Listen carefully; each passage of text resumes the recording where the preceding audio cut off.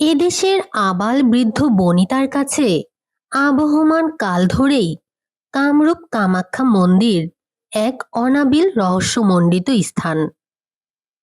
ভারতবর্ষের প্রতিটি কোণায় কোণায় এ মন্দিরের নাম ছড়িয়ে আছে সতীদেহের মৃতদেহের ৫১ খণ্ডের অংশ হিসেবে। এখানে পতিত দেবী সতীর মাতৃজনী, প্রাচীন স্থাপত্য শিল্পের মন্দির, অম্বুবাচী মেলা, নরবলি প্রভৃতি বিষয়গুলোর কারণে সমগ্র পৃথিবী জুড়ে বিখ্যাত কামরূপ কামাখ্যা।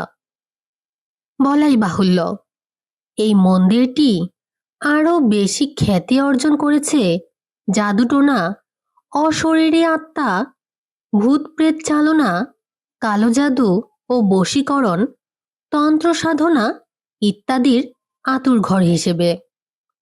তাই পুরাণ ইতিহাস ও বর্তমান সময়ের সংমিশ্রণে গঠিত আসামের এই শক্তিপীঠের আকর্ষণ উপেক্ষা করতে পারেন না ভারতবর্ষের বাইরের পর্যটকেরাও। বলা হয়, একসময় এই জায়গায় কেউ গেলে আর ফিরে আসতো না। কামরূপ কামাখ্যার আশেপাশের অরণ্য আর নির্জন পথে নাকি ঘুরে বেড়ায় ভালো মন্দ আত্মারা। ছোট দুটি শব্দ কামরূপ কামাখ্যা, আর এই দুটি শব্দের মধ্যেই লুকানো তাবৎ রহস্য, রোমাঞ্চ আর গল্পগাথা।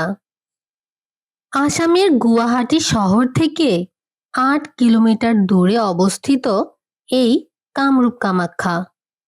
এখানে রয়েছে সারি সারি পর্বতমালা। এর ঠিক পাশেই ভক্তদের আগ্রহের কেন্দ্রে মা কামাখ্যার মন্দির।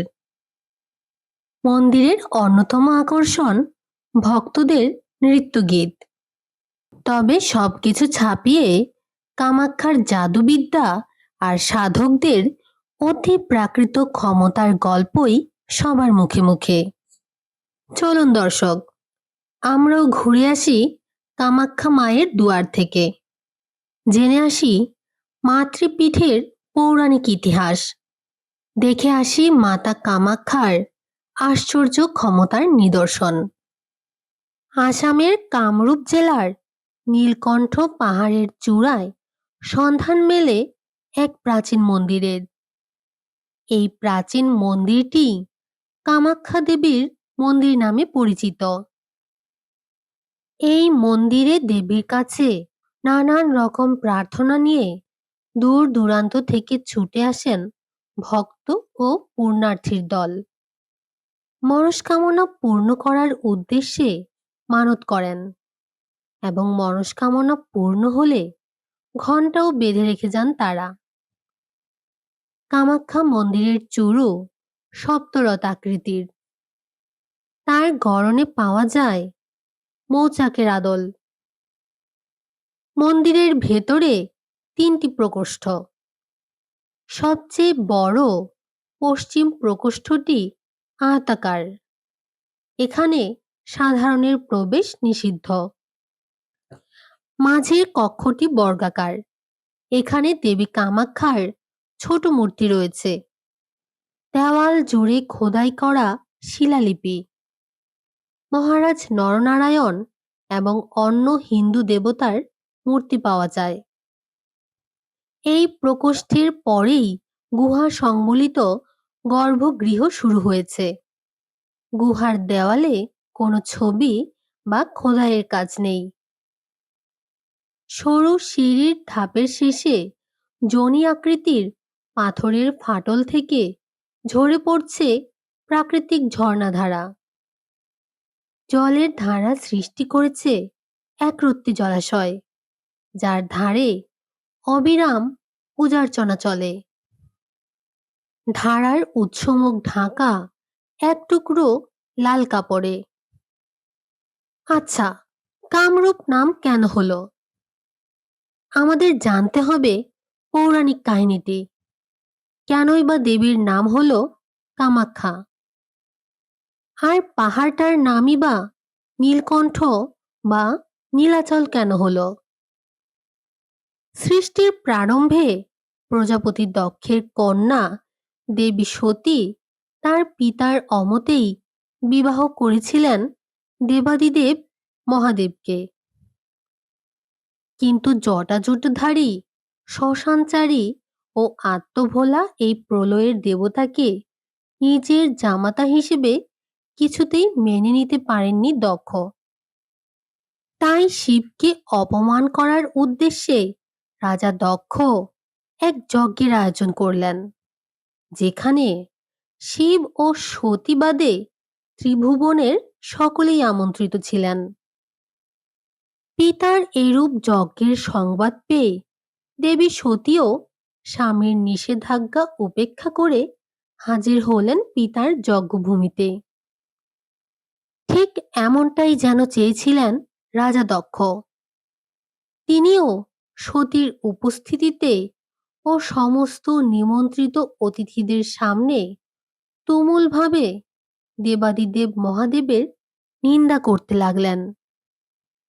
দেবী সতী নিজ পিতা কর্তৃক নিজের স্বামীর এরূপ নিন্দা ও অপমান সহ্য করতে না পেরে সেই যজ্ঞের অগ্নিতেই আত্মাহুতি দিলেন। এদিকে সতীর আত্মহরণের সংবাদে ক্রোধে উন্মত্ত হয়ে গেলেন শিব। তিনি দক্ষ যজ্ঞে উপস্থিত হয়ে যজ্ঞের বিনাশ সাধন করলেন এবং দেবী সতীর দেহ কাঁধে বহন করে উদ্দাম নৃত্য করে চললেন। তার সেই প্রলয় নৃত্যে ত্রাহি ত্রাহি রব উঠল, চারিদিক বিচ্ছিন্ন করে দিলেন। মাতৃশরীরের এই ৫১টি খণ্ড পতিত হয় পৃথিবীর বিভিন্ন স্থানে এবং পরিচিতি পায় ৫১ সতীপীঠ বা শক্তিপীঠ নামে। কামরূপে মায়ের মাতৃযোনি পতিত হয়েছিল বিধায় এই স্থানটি ৫১টি শক্তিপীঠের অন্যতম প্রধান এবং গুরুত্বপূর্ণ শক্তিপীঠ। যে স্থানে দেবীর যোনি পতিত হয়েছিল সেই স্থান হচ্ছে তীর্থচূড়ামণি। তীর্থচূড়ামণির অর্থ হল সর্বতীর্থের মধ্যে সেরা তীর্থস্থান। যেখানে সতীর যোনিমণ্ডল পতিত হয়েছিল সেই জায়গাটাকে বলে কুজিকা পীঠ। কথিত আছে, যোনিরূপ যে প্রস্তরখণ্ডে মা কামাখ্যা অবস্থান করছেন সেই শিলা স্পর্শ করলে মানুষ মুক্তি লাভ করে।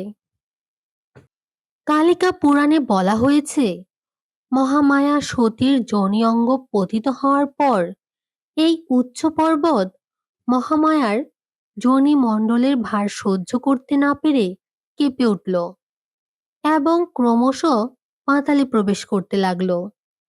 তখন দেবতাদের অনুকম্পায় এই পর্বত পাতালে প্রবেশ থেকে রক্ষা পায়।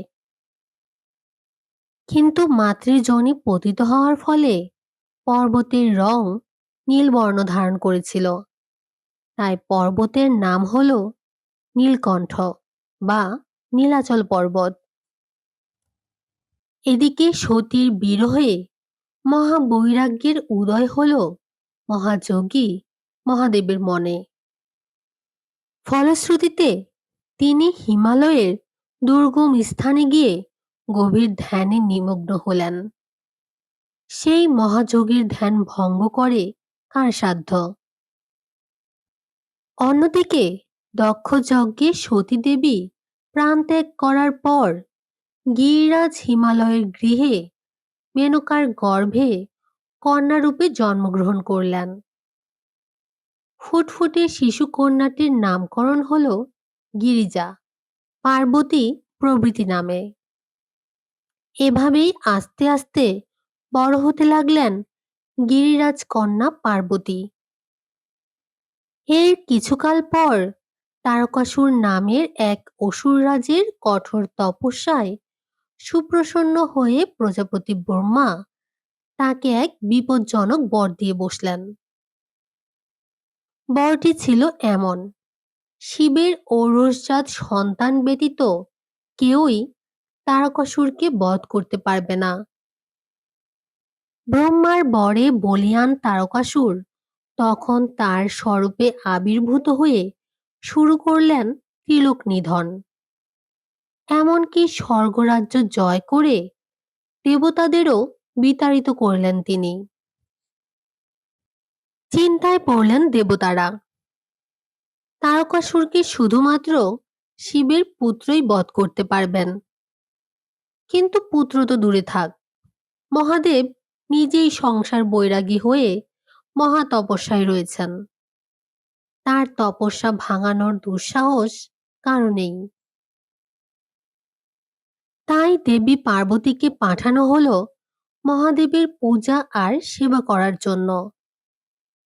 পার্বতীও মহা আনন্দে সখীদের নিয়ে প্রত্যহ শিবের পূজা শুরু করলেন। সতীর মুখের ছায়া পার্বতীর মুখমণ্ডলে। একবার শিবের ধ্যান ভঙ্গ হলে তিনি যদি পার্বতীকে দেখেন, তাহলে পার্বতীকে পাওয়ার জন্য তিনি উদ্গ্রীব হয়ে উঠবেন। কিন্তু কোনোভাবেই শিবের ধ্যান ভাঙানো গেল না।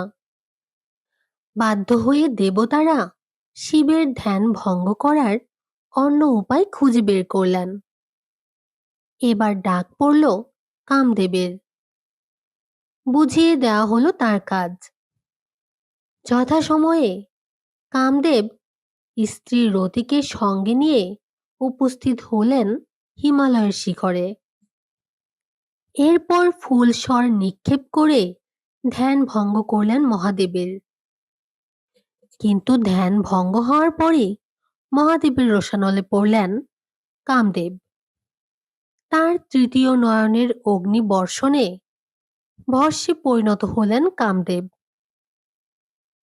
মূর্ছা গেলেন কামদেবের স্ত্রী রতি।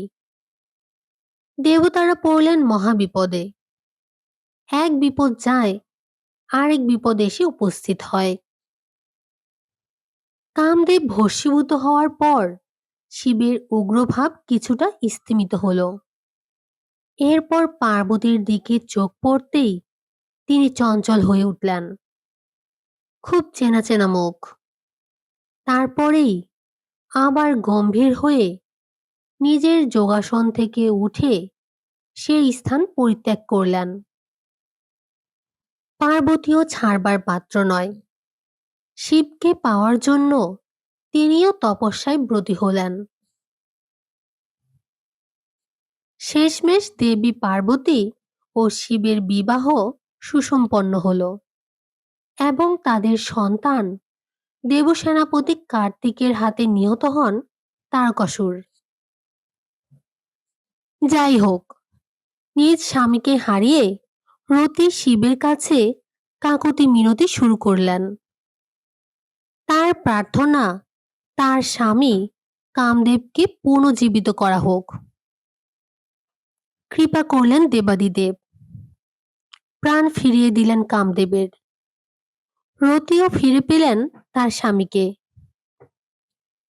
কিন্তু পুনর্জন্মপ্রাপ্ত কামদেবের রূপের একই বিপর্যয়। কোথায় গেল কামদেবের সেই কামরূপ স্বরূপ কান্তি? উত্তর দিলেন স্বয়ং মহাদেব। বললেন, ভারতবর্ষের ঈশান কোণে এক পর্বত রয়েছে। সেখানে সতীদেহের ৫১টা খণ্ডের এখনো একটা খণ্ড অনাবিষ্কৃত রয়েছে। সেটি মহামায়ার মহামুদ্রা।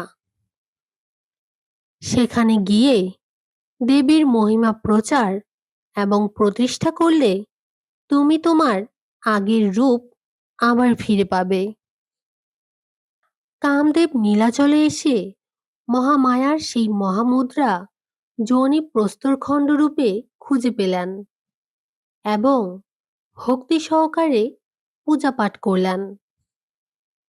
মহামায়া কামদেব এবং রতির প্রার্থনায় তুষ্ট হয়ে তাকে তার আগের রূপ প্রদান করলেন। এই যে কামদেব এখানে এসে তার আগের রূপ ফিরে পেলেন, তাই এই জায়গার নাম হলো কামরূপ। তার স্বীয় রূপ ফিরে পাবার পর বিশ্বকর্মার শরণাপন্ন হলেন কামদেব। তারপর তার ইচ্ছায় দেব বিশ্বকর্মা মহামায়ার জন্য নির্মাণ করেছিলেন এই মন্দির।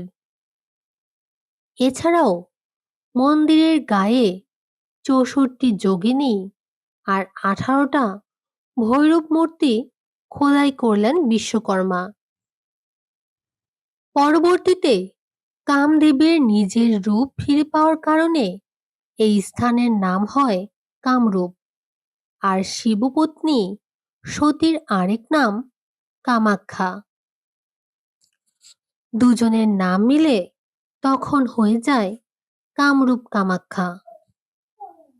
বলা হয়ে থাকে যে সকল সাধক এই মন্দিরে স্থাপিত কামাখ্যা দেবীর সাধন ও ভজন করেন তারা জগতের ৩টি ঋণ তথা পিতৃঋণ, ঋষি ঋণ এবং দেবী ঋণ থেকে মুক্তি লাভ করেন। কামাখ্যা মন্দির একটি বিশেষ কারণে জগৎ খ্যাত, আর এই বিশেষ কারণটি হলো এখানে প্রতি বছর বর্ষাকালে অম্বুবাচী মেলার আয়োজন করা হয়। বর্ষাকালে কামাখ্যা মন্দিরের মূল বেদি হতে নিরন্তর জলের প্রবাহ বইতে থাকে। ৩ দিনের জন্য এই জলধারা লাল বর্ণ ধারণ করে। কথিত আছে এই লাল বর্ণ কামাখ্যা মায়ের ঋতুস্রাব। এই ৩ দিনের জন্য মন্দিরের মূল ফটক বন্ধ থাকে। তখন সকলের জন্যেই মন্দিরে ঢোকা সম্পূর্ণ নিষিদ্ধ।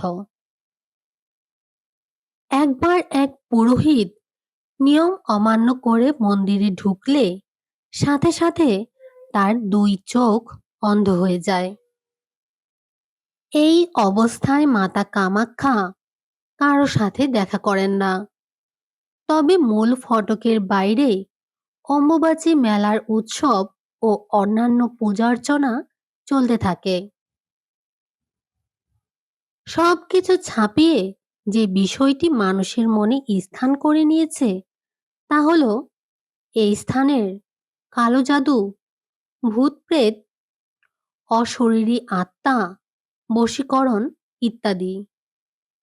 বলা হয়ে থাকে এখানকার সাধকরা এই সমস্ত কাজে সিদ্ধস্ত।